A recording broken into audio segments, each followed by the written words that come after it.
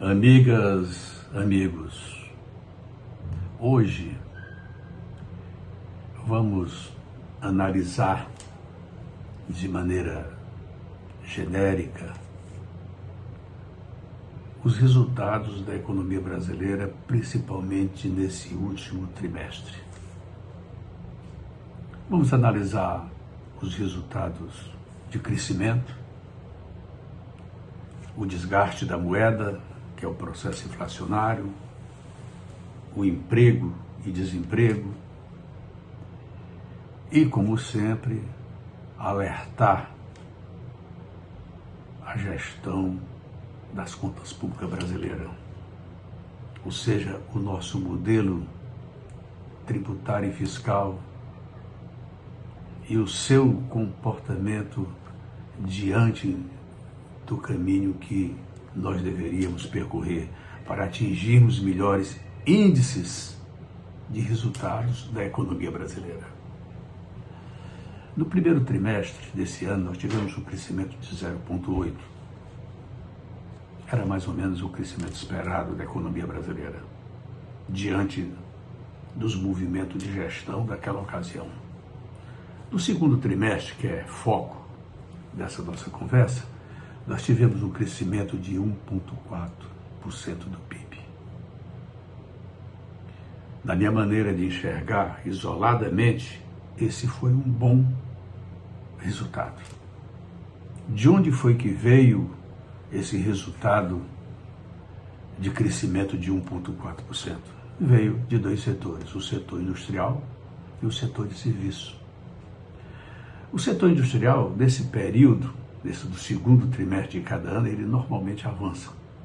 Nós sabemos que o setor industrial brasileiro requer de políticas industriais que precisam ser implementadas de maneira pontual e de maneira geral. Temos alguns setores que estão morrendo dentro do setor industrial, até um avanço da desindustrialização, inclusive penalizando as políticas regionais. O outro crescimento que deu avanço nesse segundo trimestre foi o setor de serviços. Esses dois setores contribuíram para esse resultado de 1,4%. O processo inflacionário, de certo modo, ele está contido, mas deve avançar até o final do ano, exatamente por conta do não cumprimento de déficit primário público. Deve avançar.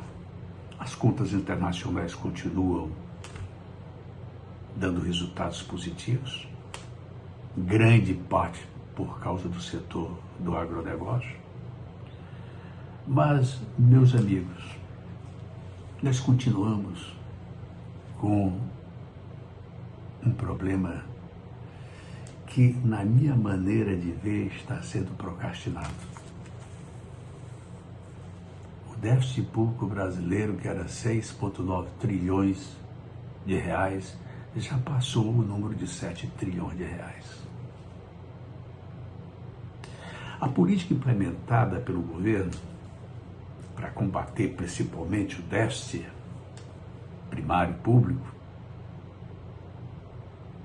não tem no seu conteúdo redução de despesa, e sim aumento da carga tributária, procurando tirar ou do setor produtivo ou do setor patrimonial da sociedade esse nivelamento para tornar o déficit primário zero. São duas maneiras equivocadas. A primeira, quando você aumenta os tributos, que já são altos no Brasil, você diminui necessariamente a produtividade e a competitividade do setor, seja do setor industrial, seja do setor de serviços, seja do setor do agronegócio. Você compromete principalmente a competitividade. E, evidentemente, que a expansão desses setores se torna expansão de sobrevivência e não de competitividade. Esse, no meu entendimento, é um problema sério. A economia brasileira, com todo o nível de possibilidade de prosperidade que nós temos, carrega um peso, inclusive mal distribuído, tanto nos setores de produção como na sociedade. 600 a 800 bilhões de reais serão juros que nós brasileiros vamos pagar para o setor bancário, o setor financeiro, no ano vigente de 2024. Esse é um peso desequilibrado. Esse é mais ou menos o seguinte: o cidadão, o médico que chega para o seu doente e bota o termômetro e ele está chegando a 40 graus, e ele dá remédio, a febre não baixa, e ele resolve quebrar o termômetro. Talvez o que nós estejamos fazendo, quebrando o termômetro para não ver a febre ultrapassar a 40 graus.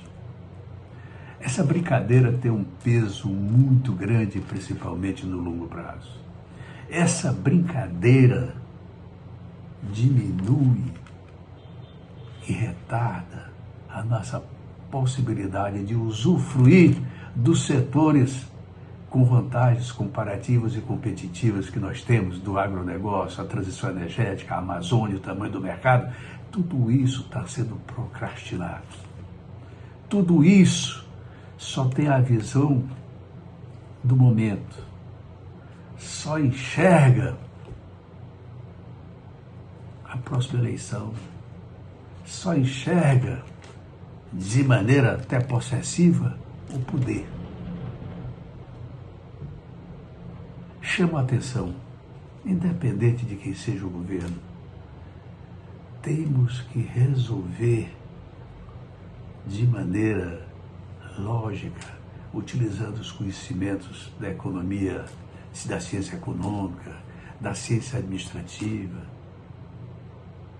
da ciência política e social, tentar equalizar com visão de longo prazo esse cinturão de potencialidade que nós temos. Esse resultado de 1,4 poderia ter sido 3%. O nosso PIB está apontando para um crescimento de 3,2%, que é bom, mas poderia ser 6%, 7%, já nessa conjuntura que nós vivemos. Espero que essa fala se multiplique em discussões sadias que busquem o entendimento da melhoria, o entendimento de enxergar que nós podemos deixar esse país bem melhor para os nossos netos e bisnetos. Fico por aqui, meus amigos. Até a próxima oportunidade.